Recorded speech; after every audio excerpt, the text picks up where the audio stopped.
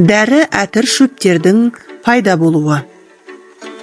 Жұмақтан қуылған соң Адам ата мен Хауана әлемнің екі бұрышына түсіпті.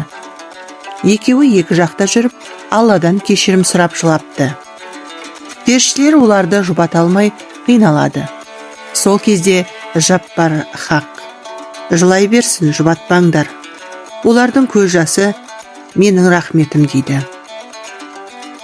Адам атаның көз жасы тамып, ол жерден жалбыз, адыраспан, итмұрын, дермене, шайқурай, таңқурай, мия кейкоты сияқты мыңдаған дәрілік шөптер өсіп шығады.